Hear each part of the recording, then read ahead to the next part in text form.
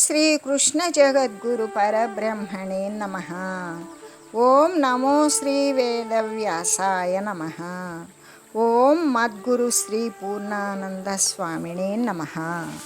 ఓం శుక్లాంబరధరం విష్ణుం శశివర్ణం చతుర్భుజం ప్రసన్నవదనం ధ్యాయేత్ సర్వవిఘ్నోపశాంతయే. ఓం వ్యాసాయ విష్ణురూపాయ వ్యాసరూపాయ విష్ణవే నమో వై బ్రహ్మనిధయే వాసిష్ఠాయ నమో నమః. ఓం నారాయణం నమస్కృత్య నరం చైవ నరోత్తమం దేవీం సరస్వతీం వ్యాసం తతో జయముదీరయేత్. శ్రీ భగవద్గీత సాంఖ్యయోగము. అయితే జనుల యొక్క హృదయాల యందు అజ్ఞానము అనేటువంటి మురికి చేరి ఉన్నది. ఆ చేరి ఉన్న దానిని ప్రతి ఒక్కరూ కూడా ప్రయత్నపూర్వకంగా నిష్కామ కర్మ ఆచరణాదుల ద్వారా కూడా చిత్తశుద్ధి అనేటువంటిది లభిస్తుంది. ఆ చిత్తశుద్ధి ద్వారా ఆత్మవిచారణ అనేటువంటిది కలుగుతుంది. ఆ ఆత్మవిచారణ అనేటువంటి ద్వారా తొలగించుకొని ఆత్మ సాక్షాత్కారాన్ని పొందాలి అని కదా స్పష్టపడుతూ ఉన్నది. కాబట్టి నానా రకాలైనటువంటి వినుకలి చేత, శ్రవణాదుల చేత, అనేక రకాలైనటువంటి విషయాదులను విని ఉండడం చేత మనస్సు బుద్ధి అనేటువంటిది కలత చెంది ఉంటుంది. అలా కలత చెంది ఉన్నటువంటి నీ యొక్క బుద్ధి ఎప్పుడైతే చెలించకుండా పరమాత్మ ధ్యానమందు స్థిరంగా నిలబడి ఉంటుందో, స్థిరపడి నిలిచి ఉంటుందో, అప్పుడు నీవు ఆత్మ సాక్షాత్కారాన్నే పొందగలుగుతావు కదా. అంటే వేదాలయందు ఈ ఫలం కోసం ఈ కర్మను చేయు అనేటువంటి ఈ ప్రకారంగా చెప్పబడినటువంటి అర్థవాద రూపాలైనటువంటి వాక్యాలు అనేకాలు వినడం వలన బుద్ధి ఒకదాని యందు స్థిరత్వాన్ని పొందదు. అలా పొందకుండా కలతనే చెంది ఉంటుంది. అనేక విషయాలను ఏది ముందు చేయాలి, దేని ద్వారా సత్వర ఫలితాన్ని పొందుతాము అనేటువంటి మరి గజిబిజి ద్వారా స్థిరత్వాన్ని పొందకుండా ఎల్లప్పుడూ కూడా మనసు బుద్ధి కలత చెందే ఉంటుంది. కాబట్టి అటువంటి బుద్ధి ఎప్పుడైతే ఉన్నదో వానిని వదిలివేసి నీవు సత్యము నిత్యము శాశ్వతమైనటువంటి ఏ తత్వ విచారణ అయితే ఉన్నదో దాని ద్వారా దానిని చేయు. అలా చేసినప్పుడు నీవు తత్వాన్ని గురించి, పరమాత్మ తత్వాన్ని గురించి ఎప్పుడైతే విచారించి చూసావో, ఇక చేరి ఉన్నటువంటి అజ్ఞాన మాలిన్యము అనేటువంటిది దానిని దాటివేసి దానిని తొలగించుకొని ఇహ సంబంధమైన పరలోక సంబంధమైనటువంటి అనుభవాలను కాంక్షించడం, కోరడం అనేటువంటి వాటి పట్ల కూడా ఆ సుఖాల యందు కూడా ఆసక్తిని వదిలివేస్తావు. అలా వదిలివేసినప్పుడు విక్షేపము అనేటువంటిది పారద్రోలుతావు. ఎటువంటి సంక్షోభము విక్షేపము అనేది ఉండదిక. దానిని వదిలివేసి పరమాత్మ ధ్యానమునందే స్థిరముగా నెలకొని ఉంటావు. ఎప్పుడైతే పరమాత్మ తత్వమునందే స్థిరపడి నీవు నిష్ట కలిగి ఉంటావో అప్పుడు మనుజుడైనటువంటి వాడు ఆత్మ సాక్షాత్కారాన్ని, అంటే జీవన్ముక్తుడే అవుతాడు. తన యందు ఉన్నటువంటి ఏ శుద్ధ చైతన్య స్వరూపమైతే ఉన్నదో దానిని వాడు సందర్శించుకుంటాడు. మనుజుడు ఆత్మ సాక్షాత్కార సందర్శనము అనేది జరుగుతుంది. అంటే శరీరంలో ఈ యొక్క ప్రాణము ఉన్నప్పుడే జీవన్ముక్తిని, బ్రతికి ఉండగానే ముక్తత్వాన్ని పొందగలుగుతాడు అని కదా ఇక్కడ చెప్పబడుతూ ఉన్నది. అటువంటి స్థితియే కదా యోగము అని మరి పేర్కొనబడింది గట్టిగా. అయితే ఇక్కడ తెలుపబడినటువంటి యోగా అనేటువంటి శబ్దానికి అర్థమేమిటి అన్నప్పుడు మనం అనేక పర్యాయాలు కూడా యోగము అని చెప్పుకుంటూ ఉన్నాం. అసలు యోగా అనేటువంటి శబ్దానికి ఏంటి అంటే ఐక్యము, అంటే కలయిక, జీవాత్మ పరమాత్మల యొక్క కలయిక అనే అర్థము. అదే యోగము అవుతుంది. అంటే జీవుడు పరమాత్మ యందు లీనమవ్వడం, తన యొక్క స్థితి పరమాత్మ స్థితి అని తెలిసి ఉండడమే తాను పరమాత్మ స్వరూపంగా మారడము అనే కదా అర్థము. ఈ బుద్ధి ఆత్మయందు ఎప్పుడైతే విలీనమవుతుందో అదే యోగము. అనేక బోధలు అనేటువంటివి విని కలతను పొంది ఉన్నటువంటి బుద్ధి చిట్ట చివరకు కట్టకడకు తొట్ట తొదకు ఏం చేస్తుంది? విచారణ చేస్తుంది. విచారణ చేసి దృశ్య విషయాల నుండి పూర్తిగా మరలిపోతుంది, ప్రక్కకు వచ్చేస్తుంది. వచ్చేసి బుద్ధికి సాక్షిగా ఉన్నటువంటి, అంటే మనోబుద్ధి చిత్తాహంకారాలకు బుద్ధికి సాక్షిగా ఉన్నటువంటిది ఏంటి అంటే ఆత్మే. ఆ పరమాత్మ యందు ఎప్పుడూ కూడా నిశ్చలమై ఆ బుద్ధి ధ్యానమగ్నమై ఉంటుందో అప్పుడు ఎలాగంటే ఉప్పు కళ్ళు సముద్రం నందు కలిగినట్లుగానే, ఎలాగంటే ఒక ఉప్పు బొమ్మ ఉన్నది, నేను సముద్రపు లోతెంతో కనుక్కొని వస్తాను అని సముద్రం యొక్క లోతును కనుక్కోవడం కోసం, కొలత వేయడం కోసం దిగింది. అయితే ఉప్పు దాని యొక్క ఆకారం ఉన్నదా? లేదు, సముద్ర రూపంలో తాను సంలీనమై ఉన్నది. అలాగే ఎప్పుడైతే ఆత్మతత్వం యందు నిశ్చలముగా ధ్యానమగ్నమై ఉంటాడో జీవుడు, ఇకప్పుడు బుద్ధికి సాక్షిగా ఉన్నటువంటి ఆత్మయందు నిశ్చలంగా ధ్యానమగ్నమై ఉంటాడో ఇక ఆత్మయందు విలీనమైపోతాడు. అలా విలీనమైనప్పుడు పరమశాంతిని పొందుతాడు, ఆనందాన్ని పొందుతాడు. అప్పుడే కదా యోగము అనేటువంటిది సిద్ధించినదే అవుతుంది. ఐక్యము చెందడం, కలయిక అనేటువంటిది జరుగుతుంది. దానిని గురించే కదా భగవానుడు ఇక్కడ అనేక రకాలుగా సెలవిచ్చి ఉన్నారు. అదే గనక చిత్తము చపలంగా ఉన్నదనుకో, అప్పుడు చపలంగా ఉన్నట్లయితే ధ్యానం కానీ యోగం కానీ సంభవిస్తాయా అంటే ఎప్పటికీ సంభవించవు అనేటువంటి విషయం ఇక్కడ స్పష్టంగా నిరూపించబడింది కదా. అంటే ప్రాపంచకమైనటువంటి వైభవాలు ఏవైతే ఉన్నావో అవన్నీ కూడా క్షణికమైనటువంటివి.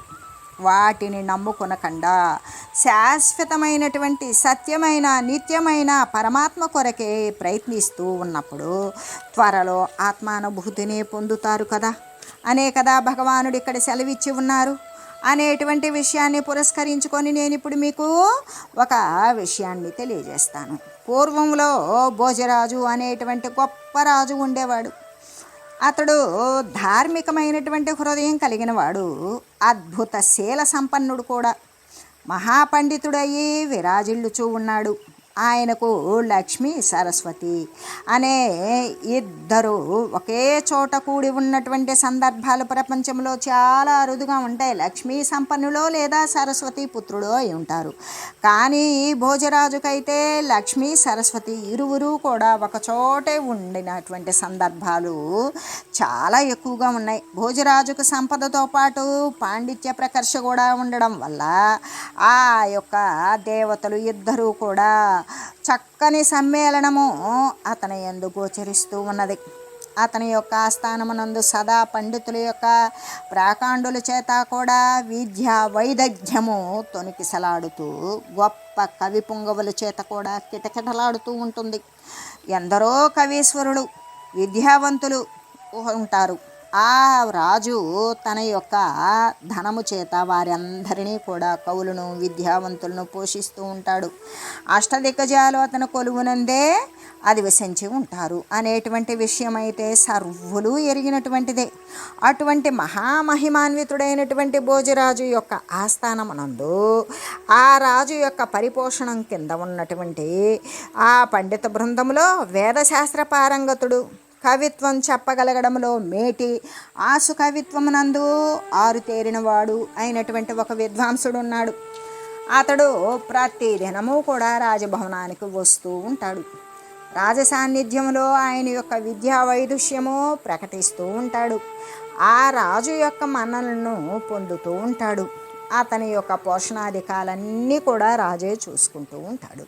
అయితే ఆ పండితునికి ఒక పెద్ద చిక్కు వచ్చి నెత్తినబడింది. ఏంటంటే అది ఒరుంబడి తక్కువ, అంటే ఆయనకు వచ్చేటువంటి జీతం తక్కువ, కుటుంబం పెద్దది. కుటుంబ సభ్యులైనటువంటి భార్య, బిడ్డలు, మనుమలు, మనుమరాండ్రు వీరి సంఖ్య లెక్కకు మించి ఉండడం వల్ల రాజుగారిచ్చేటువంటి జీతం అతని కుటుంబాన్ని నిర్వహించుకునేటువంటి దానికి ఏమాత్రము చాలట్లేదు. అందుచేత కుటుంబ పోషణం అతనికి ఒక పెద్ద సమస్య అయి కూర్చున్నది. ఆ సమస్యను పరిష్కరించడం కోసం అతడు ఎన్నో ఉపాయాలను అన్వేషించాడు. చిట్ట చివరికి అతనికి ఒక విచిత్రమైన ఊహ జనించింది. అంటే జనులు నిందించడానికి ఒక నింద్యమైనటువంటి జననింద్యమైన నిందోచితమైనటువంటి భావన అతనికి కలిగింది. భోజరాజు గారి ఆస్థానంలో భవనాలలో కూడా అనేక విలువైన వస్తువులు అక్కడక్కడ పడి ఉంటాయి కదా. వానిలో ఏ ఒకటి రెండు దొంగిలించుకుపోయినట్లయితే కనీసం ఒక సంవత్సరం వరకైనా సరే కుటుంబ భారం గురించినటువంటి ప్రశ్నే ఉండదు కదా అనేటువంటి ఒక నీచమైన సంకల్పము అతని హృదయం నందు పుట్టింది. ఈ పని చేయొచ్చా చేయకూడదా అనేటువంటి విచక్షణ ఏమాత్రము చేయలేదు. కుటుంబ పోషణము రూపలక్ష్యము మాత్రము అతని మనసులో నిండుకుపోయి ఉండడం చేత అతడు దొంగతనానికి ఒడిగట్టాడు. ధనాశ చేత అతని యొక్క మతి భ్రష్టమైపోయింది.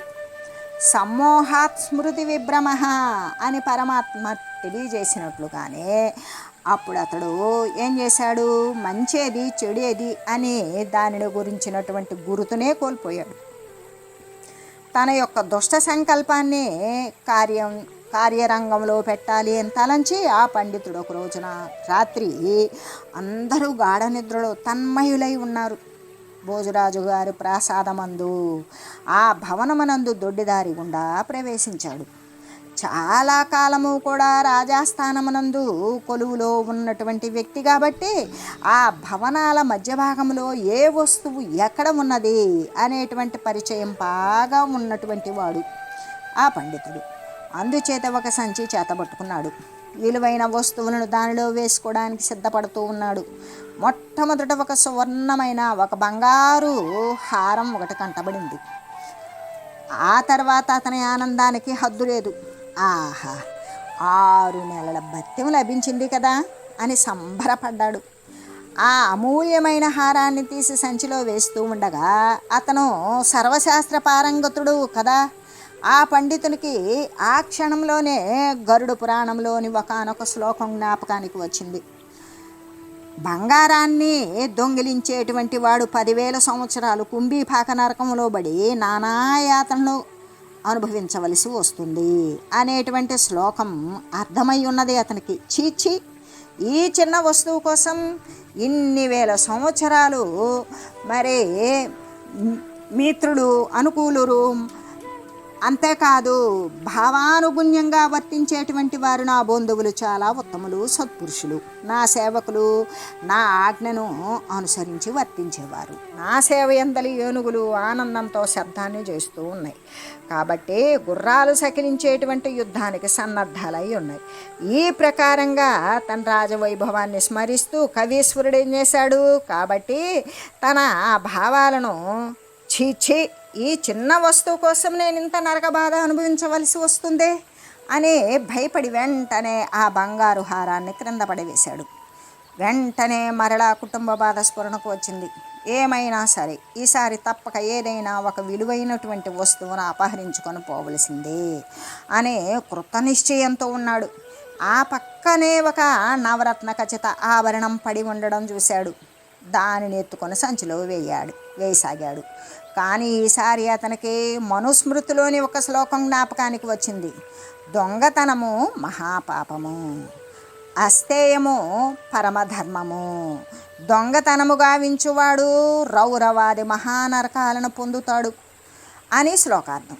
పండితుని హృదయ ఫలకమున ఆ శ్లోకం మెరవగానే వెంటనే అతడు ఆ వస్తువును క్రింద పారేశాడు. ఈ ప్రకారంగా రాత్రంతా కూడా రాజభవనంలో ఒక్కొక్క వస్తువును తీసుకోవడం, వెంటనే శాస్త్ర ప్రమాణం స్ఫురణకు రావడం, దానిని వదిలివేయడం ఇలా జరుగుతూ ఉన్నది. ఇంతలో తెల్లవారసాగింది. రాజభటులు తనను పట్టుకుంటారేమో అని భయపడ్డాడు. ఆ తర్వాత పండితుడు భోజరాజు పడుకుని ఉండేటువంటి మంచం క్రింద దూరి దాక్కున్నాడు. తెల్లవారింది. భోజరాజు లేచాడు, మంచంపై కూర్చున్నాడు. నాలుగు దిక్కులు పరికించాడు. ఎదురుగ్గా సుందరమైన స్త్రీలు సేవ చేయడం కోసం నిలబడి ఉన్నారు. అంటే సేవకులు చేతులు కట్టుకొని ఉన్నారు. రాజాజ్ఞ కోసం వేచి ఉన్నారు. కిటికీల గుండా బయటకు దృష్టిని ప్రసరింపజేసి అక్కడ సైనికులు బారులు తెచ్చి నిలబడి ఉన్నారు.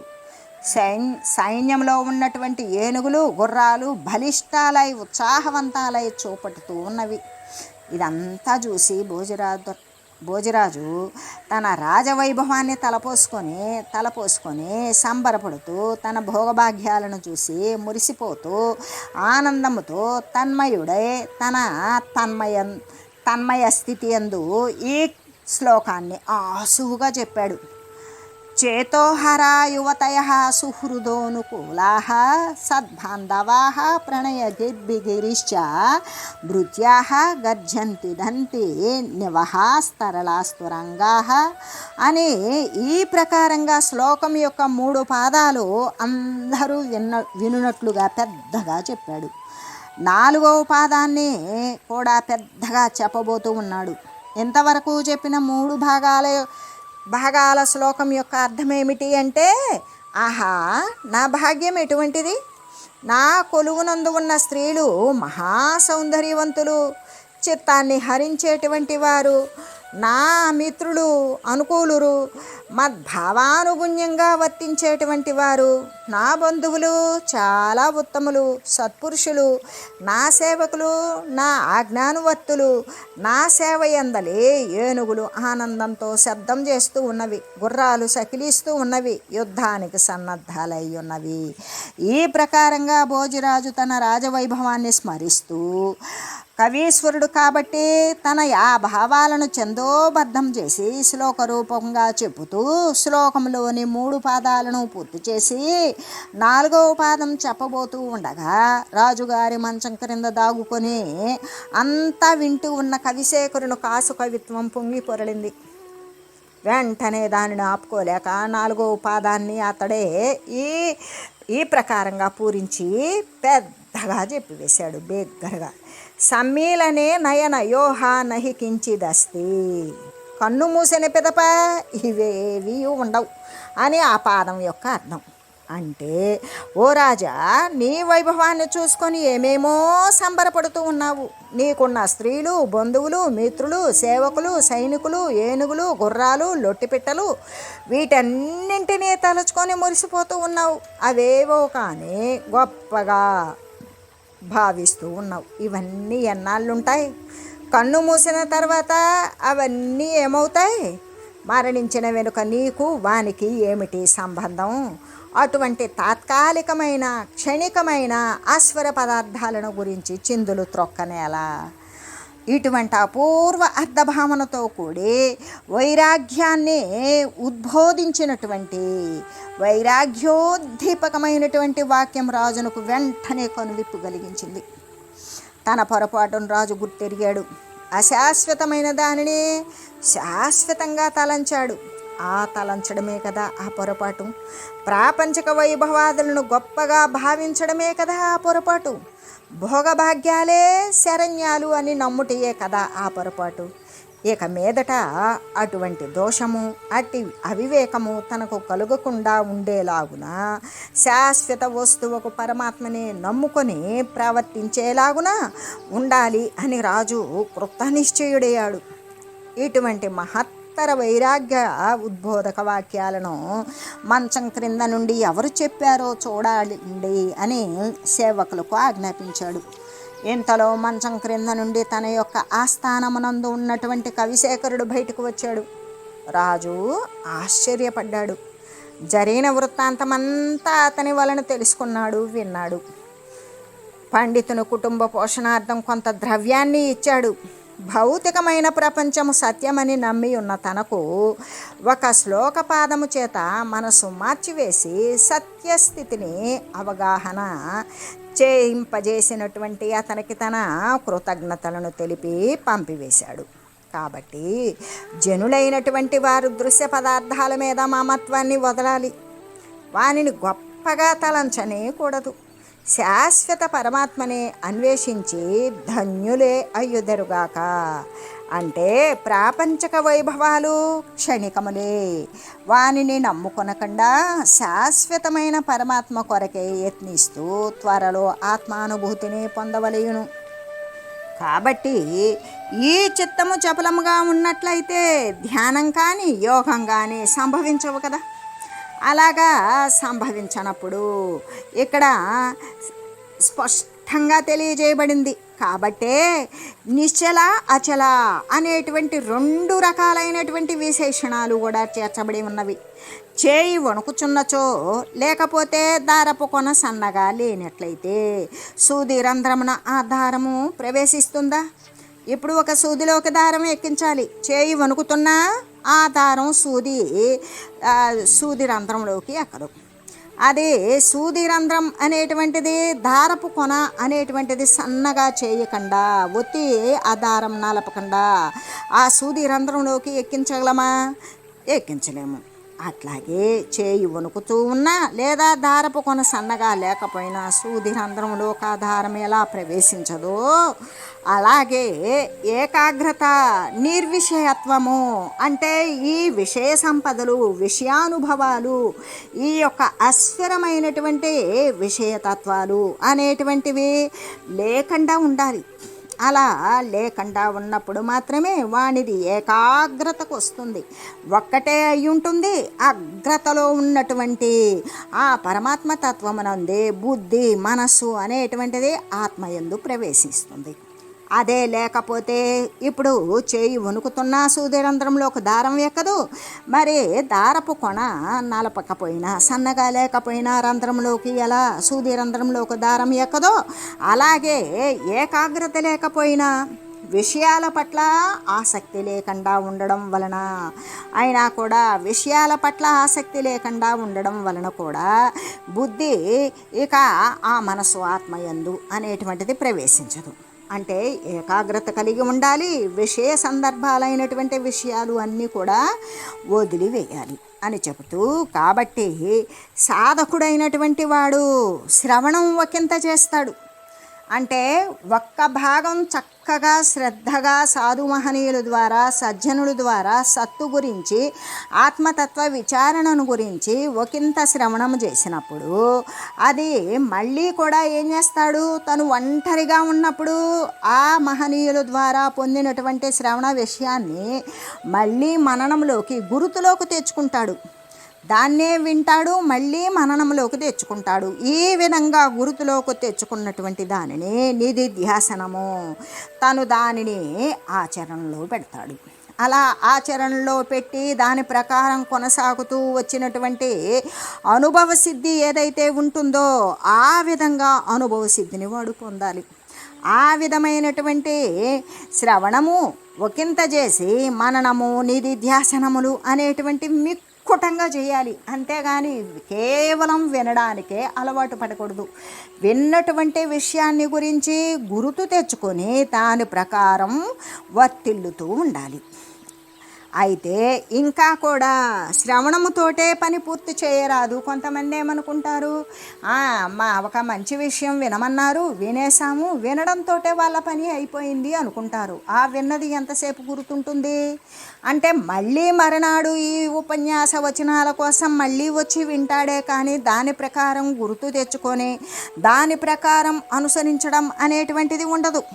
అంటే ఏ విధంగా మేము సత్సాంగత్యము, ఒక సత్తును గురించినటువంటి విచారణ, ఒక జ్ఞానబోధ శ్రద్ధగా విన్నాం, ఇంతటితో పని అయిపోయింది అని మాత్రం అనుకోకూడదు. ఎందుకు అంటే దానిని గురించినటువంటి మననాదులను గురించి కూడా జరపాలి. ఏ విధంగా అంటే ఆ యొక్క విన్నటువంటి విషయాన్ని మళ్ళీ మళ్ళీ కూడా జ్ఞాపకంలోకి స్మరిస్తూ ఉండాలి. అలా చేసినప్పుడు కొద్దిగా విని ఎక్కువగా ఆచరించాలి. ఏ ఒక్క విన్నటువంటి దానిలో వానికి పట్టేటువంటిది, మనసుకి బుద్ధికి పట్టి నిలబెట్టి ఉంచేటువంటిది ఏ కొన్ని విషయాలు, ఆ కొన్ని విషయాలు మళ్ళీ జ్ఞాపకం చేసుకొని దాని ప్రకారముగా ఆచరించాలి. ఈ విధంగా అంటే కొద్దిగా విని ఎక్కువగా ఆచరించాలి. ఇంకా కూడా దృశ్య విషయాల నుండి, భోగాల నుండి చిత్తాన్ని మరల్చివేసి అంటే దృశ్య విషయాల నుండి, ఎందుకు అంటే యదృశ్యం తన్నస్యం, ఏది చూస్తూ ఉన్నదో, చూసేది చూడబడేది సర్వము నశిస్తుంది. ఏది ఉత్పన్నమైందో అది వినాశం అవుతుంది. ఏది పుడుతుందో అది చస్తుంది. ఏ రూపనామాలతో ఉన్నదో అది ఒకప్పుడు మళ్ళీ మరో మరో నామాలతో పిలువబడుతూ ఉంటుంది. కాబట్టి ఇక్కడ దృశ్య సంబంధమైనటువంటి విషయాల నుండి ఏ దృశ్యమైతే అస్థిర ఇంద్రియాల రూపంలో ఉన్నటువంటిది ఈ యొక్క ఇంద్రియ రూపంలో ఉండి సంఘటించబడి ఒక దేహంగా మారి అనేక దేహాల సముదాయంతో దృశ్య రూపంలోకి జగద్రూపంలోకి వచ్చినటువంటిది. ఇవన్నీ కూడా వచ్చిపోయేటువంటి స్థితిగతులు మార్పులకు లోనయ్యేటువంటిదే కానీ శాశ్వతంగా స్థిరంగా అచలంగా పరిపూర్ణంగా సర్వవ్యాపకంగా ఉండేటువంటి వస్తువు ఒకటి లేదు. కాబట్టి ఈ దృశ్య సంబంధమైనటువంటి విషయాల నుండి దాని యొక్క అనుభవయోగ్యములైనటువంటి సుఖాల నుండి భోగాల నుండి కూడా చిత్తాన్ని మరల్చివేయాలి. అలా మరల్చివేసి ఇక దాన్ని అంతర్ముఖం అంటే ఆత్మ విశుద్ధతత్వము శుద్ధ చైతన్యము అనేటువంటిది అది సర్వవ్యాపకంగా ఉన్నది కాబట్టి ఎక్కడ పట్టుకుంటాం? మన యందు నిక్షిప్తమై ఉన్నటువంటి ఆ సర్వ చైతన్యాన్ని మనం చూడడానికి సాధ్యపడుతుంది. కాబట్టి అంతర్ముఖం చేయాలి. అలా అంతర్ముఖం చేసి ఆత్మయందే స్థాపితం చేయాలి. అలా ఎప్పుడైతే దృశ్య విషయాల నుండి భోగాల నుండి కూడా చిత్తాన్ని మరల్చి మళ్ళీ దాన్ని అంతర్ముఖం చేసి ఆత్మయందు స్థాపించాలి. అలా స్థాపితం చేసినప్పుడు ఆ చిత్తము ఏకాగ్రత కలిగి ఉంటుంది. ఏ విధంగా? ఒక్కటే అయి ఉంటుంది. అగ్రములో ఉన్నటువంటి అగ్రము అంటే ఊర్ధ్వంగా ఉన్నటువంటి ఆ పరమాత్మ వస్తువు యందు తత్పరత చెంది ఉంటుంది. చపలత్వాన్ని వదిలివేస్తుంది, చంచలత్వాన్ని వదిలివేస్తుంది.